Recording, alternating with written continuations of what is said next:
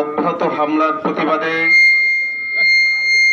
বাংলাদেশে জামায়াত ইসলামী বাড়াইপাড়া ইউনিয়নের উদ্যোগে আয়োজিত আজকের এই বিক্ষোভ সমাবেশ এবং মিছিলের সম্মানিত সভাপতি আমাদের মাঝে উপস্থিত আছেন বাগেরহাট জেলার সংগ্রামী আমির, নায়েব আমির, অ্যাসিস্ট্যান্ট সেক্রেটারি, সদর থানা আমির, ইউনিয়ন থানা আমির সহ অন্যান্য নেতৃবৃন্দ, শিবিরের সভাপতি এবং আমার সামনে উপস্থিত প্রিয় বাড়িপাড়া ইউনিয়নবাসী, আসসালামু আলাইকুম। 12ই ফেব্রুয়ারি নির্বাচনের পর থেকে আজকে মাত্র 4 মাস অতিবাহিত হয়েছে। 4 মাসের মধ্যে বাংলাদেশে জামায়াত ইসলামী সম্পর্কে একটা নেগেটিভ কথা আমরা কোথাও কাউকে ছড়াতে দেখি নাই।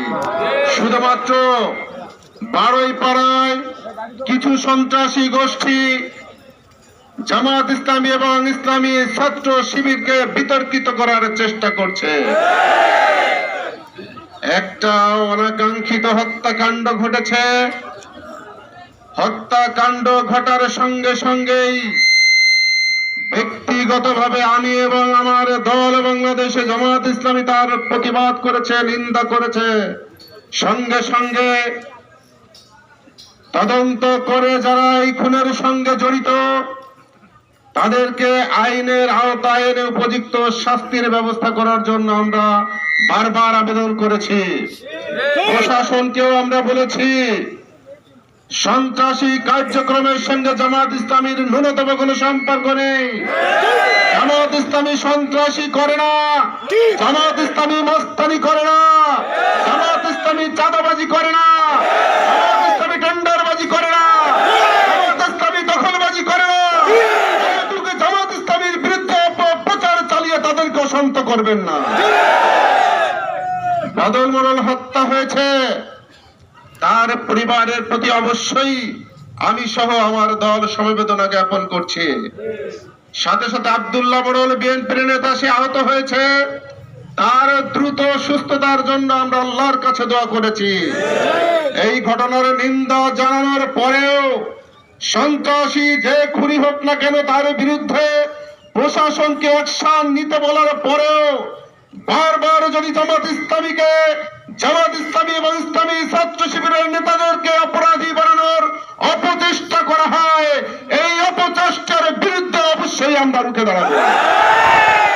শুধুমাত্র বাড়াইপাড়া নয়, বাগেরহাটের মানুষ মনে করে পুত পবিত্র চরিত্রের মানুষ ইমাদউদ্দিন, ছাত্র শিবিরের ছোট্ট ছোট্ট নেতারা যাদের নামে মিথ্যা মামলা দেওয়া হয়েছে, এই মামলা অবশ্যই প্রত্যাহার করতে হবে। আপনারা বারবার ঘোষণা দেওয়ার চেষ্টা করেন জামায়াত শিবির বাংলাদেশ থেকে বিতাড়িত হবে।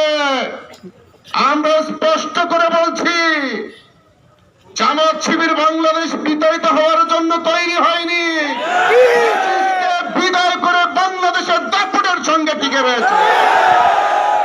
শুধু তাই নয়, বাগেরহাট 2 আসনের শুধুমাত্র 2টি উপজেলায় নয়, শুধুমাত্র ইউনিয়ন এবং পৌরসভায় নয়, বাগেরহাট 2 আসনের প্রত্যেকটা জায়গা থেকে জামায়াত ইসলামীকে সাধারণ মানুষেরা ভোট দিয়ে বিজয়ী করেছে। জামায়াত ইসলামী কিন্তু ভোট দেওয়ার জন্য জোর করেনি, চাপ দেয়নি, সন্ত্রাসী করেনি, মানুষের হৃদয় স্থান করে নিয়েছে। সুতরাং সেই জামায়াত ইসলামীর বিরুদ্ধে যদি আপনারা অপপ্রচার করেন, সিদ্ধান্ত গ্রহণ করেন, তাহলে তার পাল্টা সিদ্ধান্ত আমাদেরকে গ্রহণ করতে হবে। আপনারা বারবার বলার চেষ্টা করেন, এর আগে একদিন এখানে আমরা প্রোগ্রাম থ্রো করেছিলাম, পাল্টা প্রোগ্রাম আপনারাও থ্রো করেছেন। প্রশাসনের অনুরোধের কারণে সব ধরনের বিশৃঙ্খলা মুক্ত থাকার জন্য গ্যাঞ্জাম মুক্ত পরিবেশ